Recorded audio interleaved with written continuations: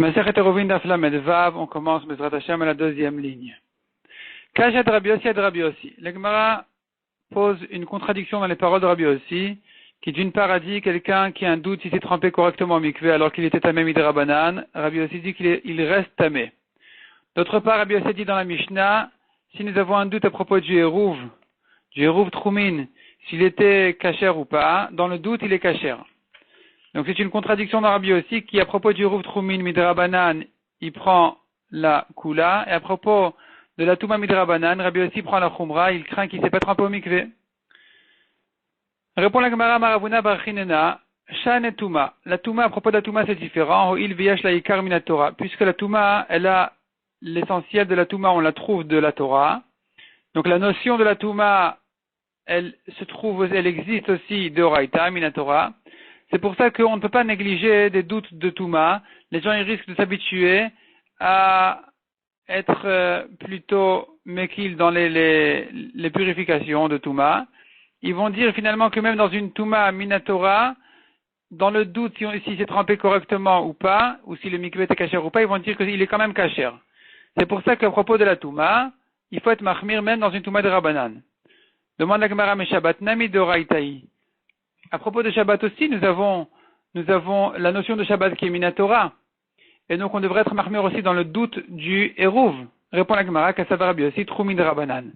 Rabbi Yossi pense que les melachot de Shabbat, évidemment, c'est Minatora, mais les Troumin, c'est Midrabanan. L'interdiction de sortir en dehors du Troum, en dehors de ces 2000 amot, ce n'est interdit que Midrabanan. C'est pour cela que dans ce cas-là, on peut être mekil dans le doute, puisque les gens ne vont pas confondre la sortie du Troum avec les melachot, ça ne se ressemble pas. Ici, donc, dans le doute, on peut être mekil, tandis que quelqu'un qui est tamé, ça se confond s'il est tamé midoraita ou midrabanan, parce que la conséquence est la même. C'est que la raison qui est différente. C'est pour ça que dans ce cas-là, il faudra prendre la khumra à propos du safek, s'il s'est purifié correctement, oui ou non. Viba itema, deuxième réponse de la Gemara, tout simplement, adidé, adrabé. Une halakha a été mentionnée, dans un cas, Rabbi Yossi a parlé au nom de son maître, dans un autre, il a parlé à son propre nom. Donc effectivement, c'est une marloquette, est-ce qu'on est mekil ou mahmir dans un doute midrabanan? Et la Gemara s'explique, dikana midektan, et d'ailleurs, on peut le voir dans les mots, puisque on a enseigné à Rabbi Yossi, Avtulmus Seid Mishum Chamishaz Kenim. Rabbi Yossi a dit, Avtulmus a témoigné au nom de 5 Zkenim, de 5 Rachamim, Shesfek Eruv Kasher, Shmamina.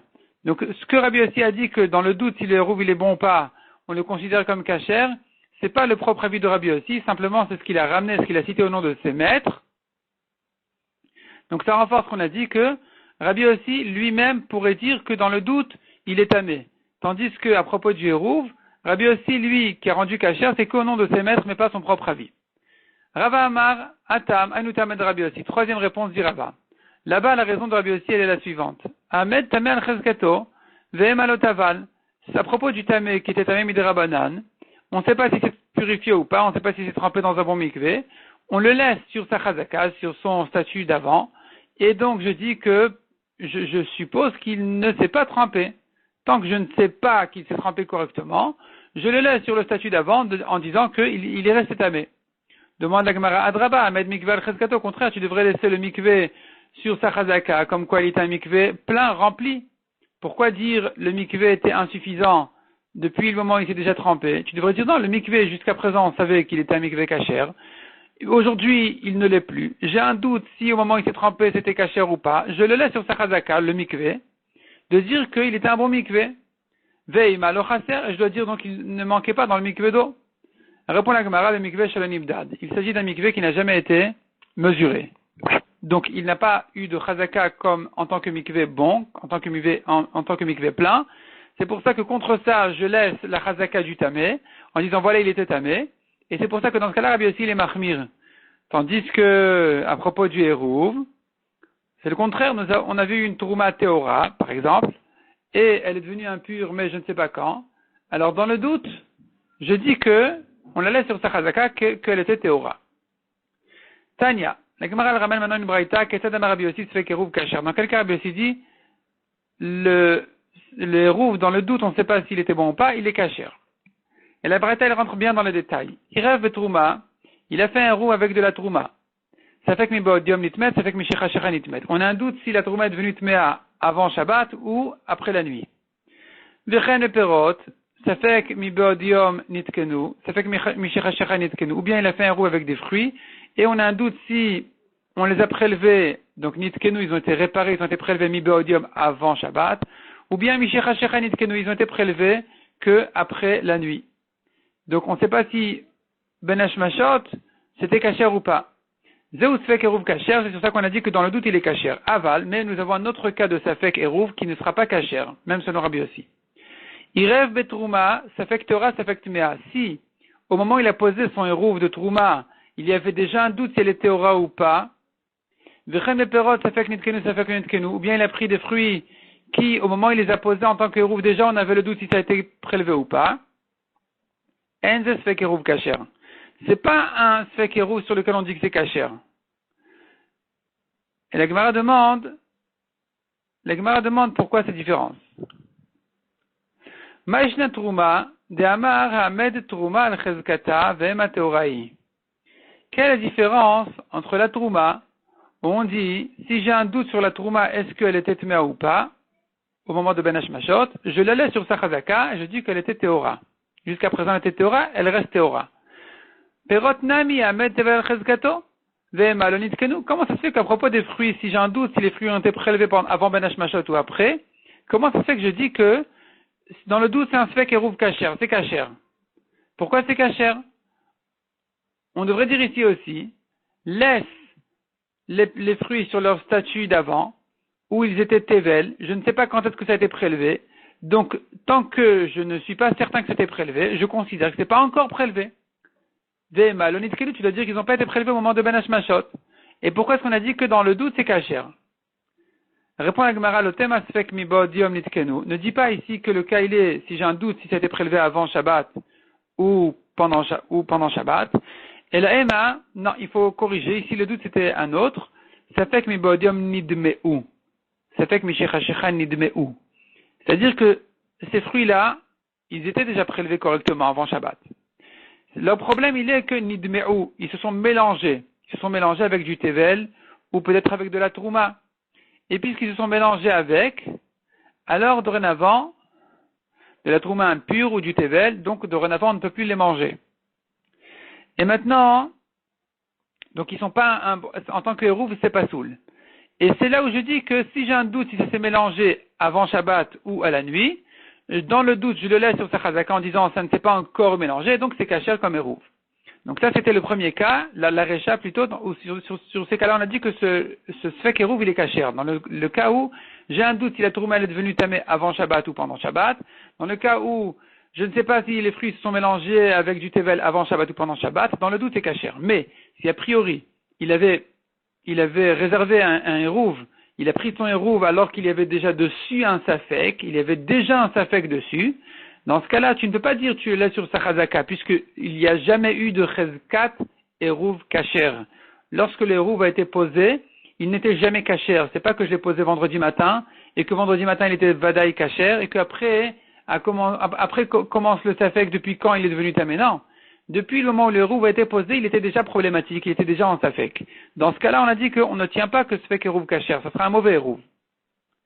On continue dans la Gemara, Bar Rav Shmuel Bar Avitzrak, mais Ravuna. Rav Shmuel demande à Ravuna. Il y avait deux pains devant lui, un tamé, un taor. Ve'amar irvuli beteora, bechol makom sheu. Bechol makom shei. Maou. Il a dit, faites-moi un rouv avec le pain tahor, partout où il est. Je ne sais pas si c'est celui-ci ou l'autre, mais celui qui est tahor me servira comme un rouv. Donc ici, on a deux pains de trouma. Un qui est tahor, il est bon. Un qui est tamé, il n'est pas bon, mais on ne sait pas c'est lequel. Et donc ici, on se pose la question. Il place les deux pains à l'endroit du hérouv, et il dit, celui qui est tahor sera mon hérouv. Qu'est-ce que sera ici la halakha? La Gemara explique le safek. La Gemara explique la question. Tiba et Rabbi Meir, Tiba et Rabbi aussi. La question se posera aussi bien selon Rabbi Meir, qui dit que dans le doute, on tient que c'est un mauvais hérouv, que selon Rabbi aussi, qui considère que le hérouv, il est kasher dans le doute. Tiba et Rabbi Meir, la Gemara s'explique. Selon Rabbi Meir, déjà la question se posera. Ad kanokama Rabbi Meir atam. Jusqu'ici, Rabbi Meir ne l'a dit que là-bas, de l'ekateora. Dans le cas où il y a une trouma, je ne sais pas quand est-ce que elle est devenue tmea. Dans le doute, elle est un mauvais Eruv, selon Rabbi Meir. Mais là-bas, c'est différent, dit la Gemara, parce qu'il n'y a pas du tout de Trouma Teora. On n'a qu'un pain sur lequel il y a un doute, et donc c'est mauvais, c'est pas un bon Eruv. Tandis que Hacha, Haïka Teora, ici c'est différent.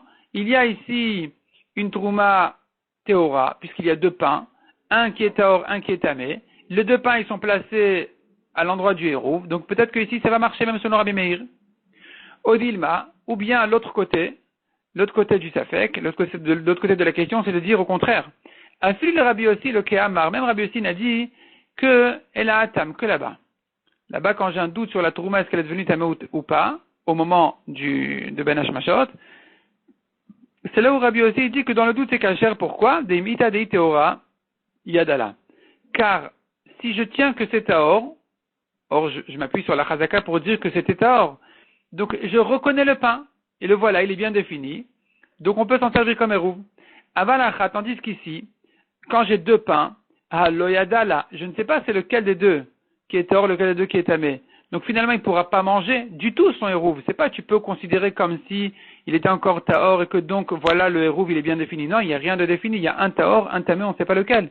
Donc finalement, il ne peut pas profiter de son Eruv du tout. Et donc même Rabbi aussi serait d'accord que c'est pas un bon Eruv.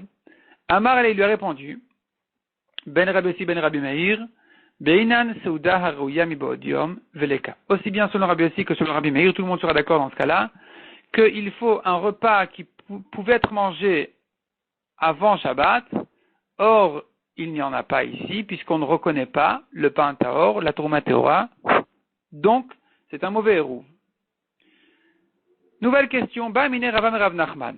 Rav demandait à Rav Nachman, Kikarza Yom Chol ou le Machar Kodesh. Un homme qui dit, ce pain-là, aujourd'hui je le laisse encore Chol, il n'a pas de Kdusha, mais demain, il sera Kadosh. Donc dès maintenant je dis, aujourd'hui Erev Shabbat, vendredi, je dis demain il sera Kadosh. Et quand il sera Kadosh, on a vu dans la Mishnah que le Ekdesh, il peut pas être un bon Eruv. Il peut pas servir de Eruv. Mais cet homme-là n'a pas dit exactement à quelle heure il devient Kadosh. Il a dit aujourd'hui Chol, demain Kadosh. Ve'amar irvuli bazeh maou. Il a dit faites-moi un Eruv avec ce pain-là. Qu'est-ce qu'on dira ici? C'est bon ou c'est pas bon? Amarle Eruvo Eruv. Rav Nachman lui a répondu c'est un bon Eruv. Rava lui a posé la question dans l'autre sens. Ayom Kodesh ul Machar Chol. Ve'amar irvuli bazeh maou. Aujourd'hui le pain il est Kadosh, mais demain il sera racheté de lui-même sur les pièces qui se trouvent dans tel tiroir. Donc demain pendant Shabbat, il sera racheté automatiquement. Et maintenant, voilà que je vais m'en servir comme Eruv. Ve'amar irvuli bazeh. Il a dit aux gens, faites-moi un Eruv avec ce pain-là, Maou, qu'est-ce qu'on dira ici? C'est bon ou c'est pas bon? On ne sait pas à partir de quand il est racheté. Tant qu'il est Ekdesh, c'est un mauvais Eruv. Dès qu'il est racheté, c'est un bon Eruv. Amar le en Eruv Eruv. Rav Nachman lui a répondu, c'est pas un bon Eruv. Maïshna. Rav lui a demandé, mais quelle est la différence entre ce cas-là et le cas d'avant? Amar le, Rav Nachman lui a répondu, le chitechul ala ale kora de milcha. Quand tu vas me mesurer un corps, c'est une grande mesure de sel, je vais t'expliquer la raison, la différence. Ayom chol ou le machar kodesh, dans le cas où, et là, Rav Nachman il commence à lui expliquer la différence entre les cas. Donc d'abord, c'était une expression classique dans la Gemara qui lui dit, va me mesurer une grande quantité de sel et je t'expliquerai la raison. Certainement, le sens plus profond de l'expression, c'est de dire, le sel qui vient un petit peu donner du goût à la chose, va me mesurer une quantité de sel pour donner un peu de goût à la chose, pour comprendre la raison de la différence. Et voilà la différence. Ayom chol ou le machar kodesh. S'il a dit aujourd'hui c'est chol, demain c'est kadosh, misfeka dans le doute de Ben Hashmashot qui est un moment de safek, on ne sait pas s'il fait encore jour ou il fait déjà nuit, dans le doute, ou donc en fait je ne sais pas si c'est encore vendredi ou déjà Shabbat, donc je ne sais pas si c'est encore chol ou déjà kadosh, dans ce doute-là, le nartale kdusha. La Kedusha ne descend pas sur ce pain-là. Il est encore chol, il n'est pas encore kadosh, donc tu peux en servir comme Eruv. Dans le cas contraire, c'est le contraire. Ayam kodesh ul machar chol. S'il a dit aujourd'hui le pain est kadosh, mais demain il sera racheté, il sera chol. Misfeka dans le doute du ben hashmashot, l'opakale kedusha temine. La Kedusha ne saute pas d'elle-même. Tant qu'on n'est pas certain qu'il est arrivé l'heure où le pain est racheté de lui-même, donc la nuit, après ben hashmashot, eh bien, il n'est pas encore racheté, il est encore kadosh, il peut pas servir de Eruv. Nanatam. L'Egma maintenant ramène une Mishnah dans Masechet Vulium. Ça nous fait déjà beaucoup de Mishnayot de Seder Tarot qui sont ramenés dans les Dapim ici. On a vu Mikvot, on a vu Tvulium, on a vu Zavim. Donc ici on a une Mishnah de Masechet Vulium qui parle d'un cas de quelqu'un qui vient faire un hérouve. Et là, ça ressemble un peu à notre cas de Ben Hashmashot de Shabbat. Il a un problème. Lagin, voyons la Mishnah. Lagin c'est une cruche, ou des cruches, Tvulium, qui ont été trempées aujourd'hui pour se purifier de leur Touma, les cruches elles-mêmes. Et on sait bien que un tamé qui s'est trempé, ou même un objet tamé qui s'est trempé aujourd'hui au mikvé, sa Touma ne le quitte que à la nuit. C'est d'ailleurs la première Mishnah du Chasse, qui dit, dans le Masechet Brachot, depuis quand on lit le schéma, le soir, depuis que les Kohanim rentrent manger leur Touma, à la sortie des étoiles. Donc ils rentrent manger leur Touma après qu'ils se sont purifiés dans la journée en se trempant au mikvé. Leur purification ne se termine ne se complète que quand arrive la nuit. Donc maintenant voilà qu'il a des cruches Tvulium. Il a des cruches Tvulium, chez Mil'o Minechavit Shel Maaser Tevel. Il les a remplis, disons de vin, donc il les a remplis du tonneau. Dans le tonneau, il y a une grande quantité de vin. Et il a ici du maaser dans la cruche de ce tonneau-là. Ce maaser-là, il est tevel. On n'a pas prélevé encore la troumat maaser de ce maaser. Donc, on a bien vu que le Lévi, il reçoit un dixième qui s'appelle maaser, et il doit donner un dixième de ce qu'il a reçu, un centième de la totalité des fruits, il doit donner au Kohen, ce qu'on appelle troumat maaser.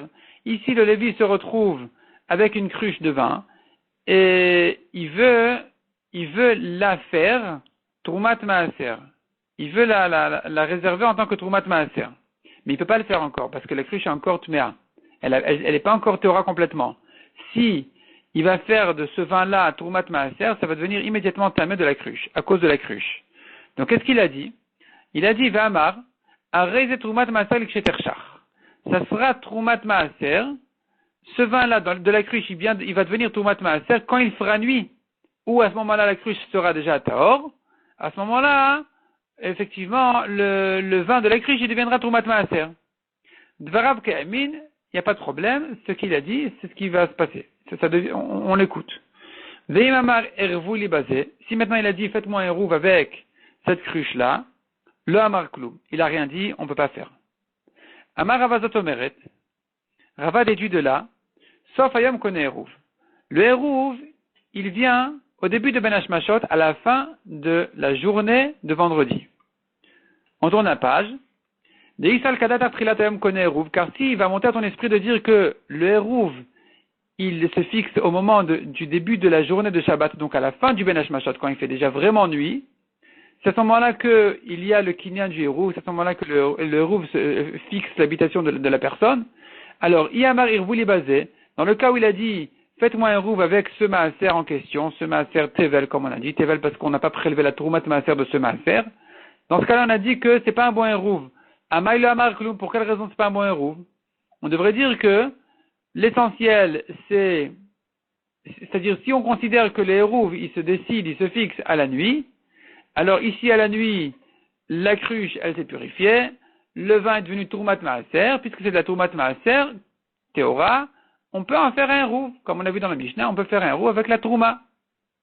Donc du fait qu'on dit que c'est pas un bon hérouv, c'est la preuve que les hérouv, ils se fixent déjà depuis le début de Ben Hashmashot. Or à ce moment-là, la cruche était encore Tméa, donc le vin était encore Tevel, il n'était pas encore Troumat Maaser, il était encore un Maaser dont on n'a pas encore prélevé la Troumat Maaser, et donc c'est un mauvais hérouv, on comprend. Donc d'ici on a une preuve que les rouves, ils se fixent au début de Ben Hashmashot, ce qu'on appelle Sof Hayom, la fin de vendredi. Amar Rafapa vient repousser la preuve en disant, Afilu Teima, Trilatayam Kone Hérouv, même si tu veux dire non, le Hérouv, il se fixe au début de la nuit de Shabbat, donc à la fin du Ben Hashmashot, malgré tout on a un problème avec ce Hérouv. Pourquoi on a un problème avec ce Hérouv? On devrait dire que, ça y est, ça s'est purifié, c'est devenu Trouma. Beinan Seuda Rouyami Baodium Veleka. Il faut que le repas puisse être mangé avant Shabbat déjà. Or, ce n'est pas le cas, puisque c'est encore Tevel. C'est pour cela que, dans ce cas-là, c'est un mauvais Hérouv. Non pas parce que le Hérouv se fixe au début de Ben Hashmashot. Le Hérouv se fixe à la fin du Ben Hashmashot. Donc, il faut que le Hérouv soit présent au moment de la fin du Ben Hashmashot. Mais il faut il y a quand même une condition à ça, c'est que le Hérouv soit déjà mangeable avant le début du Ben Hashmashot. Mi Baodium, quand il faisait encore jour. Or, ici, ce n'est pas le cas. Donc, C'est pour ça que dans ce cas-là, c'est un mauvais Eruv. Mishnah suivante. Matne Adam al-Eruvo ve'omer. Un homme peut faire un tnaï, il peut faire une condition sur son Eruv en disant Imbaou nochrim min mizrach eruvi la ma'arav. Si les goïms ils viennent à l'est, je vais me sauver à l'ouest. Et mon Eruv, il sera à l'ouest. Donc en réalité, il envoie deux pains, deux Eruvim il envoie, un à l'est, un à l'ouest. Et il ne sait pas encore se décider où est-ce qu'il va, dans quelle direction il va partir pendant Shabbat. Et alors il dit comme ça, il fait un tnaï. Il dit, si les goïms viennent à l'est, Eruvi la ma'arav, mon Eruv sera à l'ouest. Mina ma'arav, Eruvi la mizrach. S'ils viennent à l'ouest, mon Eruv sera à l'est. Imbaou les kan ou les kan, les makom shertzeler. S'ils viennent à l'est et à l'ouest, eh bien je déciderai sur place dans quelle direction je m'en vais. Loba ou les kan, voilà les kan. Si les goïms ne viennent ni à l'est ni à l'ouest, areni kivneiri, pourquoi me limiter? Je me laisse comme les habitants de ma ville, qui peuvent marcher 2000 amot tout autour de la ville dans n'importe quelle direction. Et je n'ai pas à marcher 4000 amot dans une direction plus que l'autre. Donc je préfère avoir 2000 amot tout autour que 4000 amot dans une direction et 0 de l'autre côté.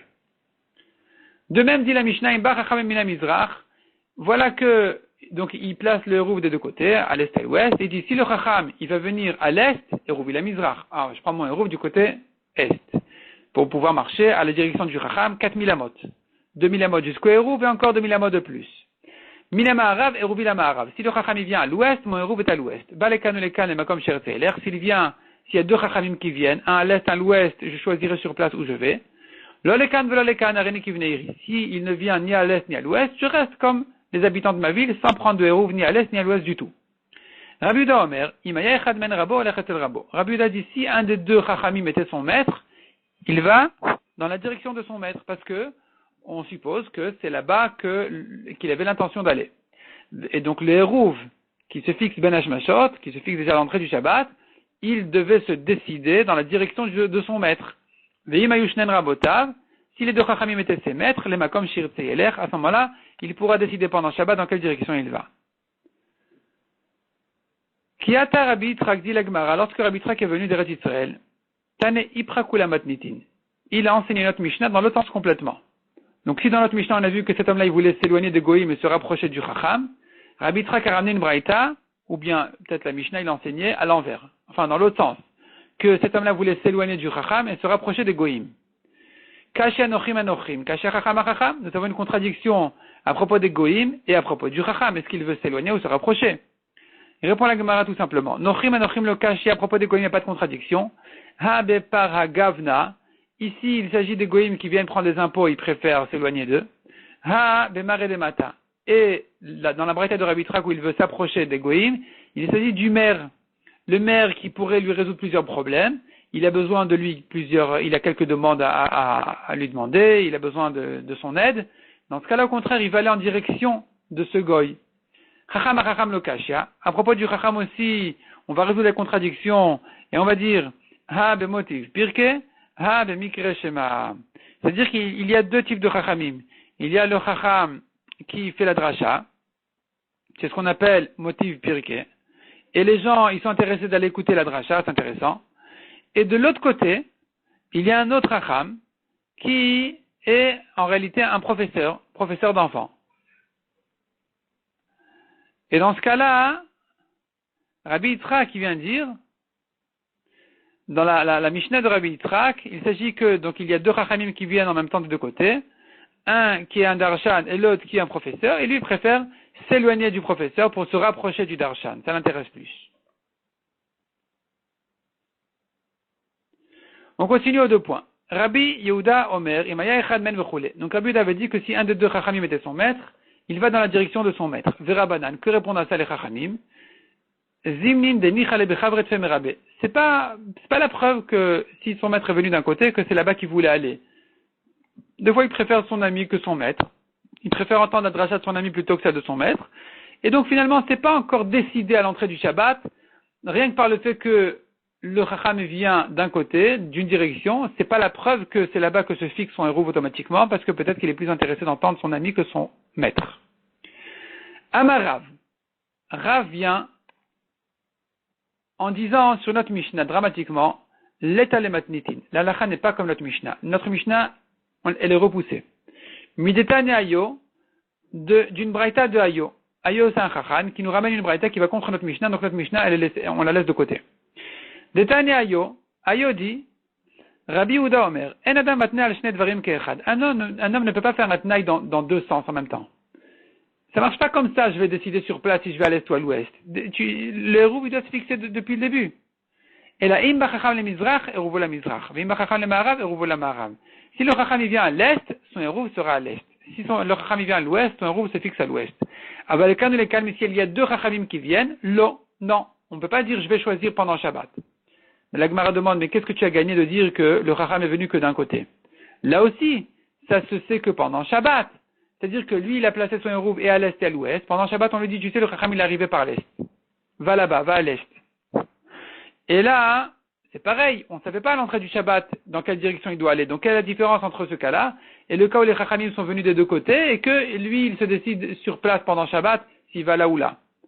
Donc, la Gemara demande, Maïshna lekan ou lekan delo. Quelle est la différence dans le cas où les chachamim sont venus des deux côtés où c'est pas un bon hérouv? Des en brera. On dit en brera, il n'y a pas de brera, c'est-à-dire l'onivrar le mafrea. On ne dit pas qu'il s'avère rétroactivement que c'est là-bas qu'il voulait aller. On ne tient pas de ce principe-là. On pourrait dire oui, on pourrait dire non. Est-ce qu'on tient yesh brera, on tient du principe qui dit il s'avère rétroactivement que c'est là-bas qu'il voulait aller? C'est pas évident. On pourrait dire oui, on pourrait dire non. Donc ici, Rabbi Yehuda ne tient pas de brera. Il dit que si le chacham vient de deux côtés, on ne peut pas faire un rouv comme ça.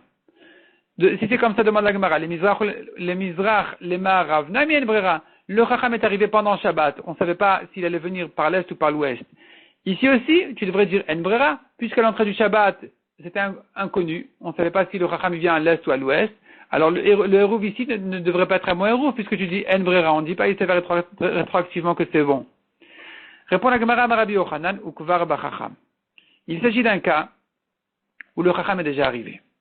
Le chacham est déjà arrivé, simplement, lui, il ne sait pas lui. La personne qui a placé son hérouv en direction du chacham ne sait pas, il n'est pas au courant, est-ce que le chacham est venu de l'est ou de l'ouest.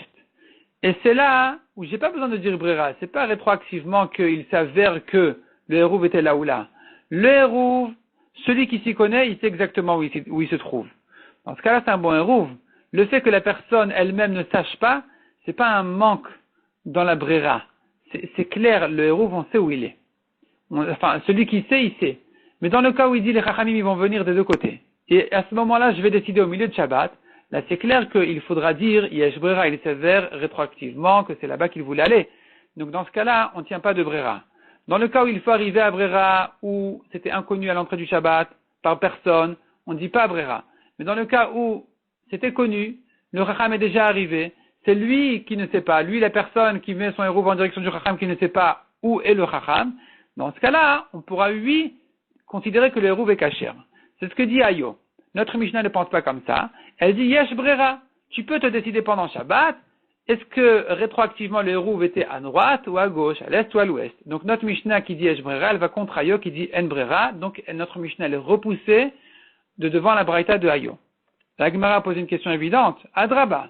L'étalé de Ayo. Mimatiti, tu devrais repousser la braïta de Ayo de devant notre Mishnah. Une Mishnah, c'est toujours plus fort qu'une braïta. Donc pourquoi tu dis notre Mishnah, on ne tient pas comme notre Mishnah, voilà une braïta de Ayo? Répond la Gemara, los al kadatar. Ne pense pas comme ça. C'est pas la braïta de Ayo qu'il faut repousser, c'est notre Mishnah qu'il faut repousser. Pourquoi? De Hacham inale le Rabbi Yehuda de l'être le brera. Car nous avons déjà entendu que Rabbi Yehuda tient qu'il n'y a pas brera, on ne tient pas de brera. Donc notre Mishnah qui dit au nom de Rabbi Yehuda, yesh brera le makom shirte yeler, il peut se décider pendant Shabbat s'il veut aller à l'est ou à l'ouest. C'est pas l'avis de Rabbi Yehuda. Nous savons, et d'une braïta de Ayo, et par ailleurs d'une autre braïta ou Mishnah, nous savons que Rabbi Yehuda il tient que en brera. Donc notre Mishnah qui dit au nom de Rabbi Yehuda yesh brera, elle est fausse. On ne tient pas comme notre Mishnah qui dit au nom de Rabbi Yehuda que yesh brera. Et la Gemara par la suite, elle va nous ramener la preuve où on entend que Rabbi Yehuda tient que en brera. On va s'arrêter là pour le moment.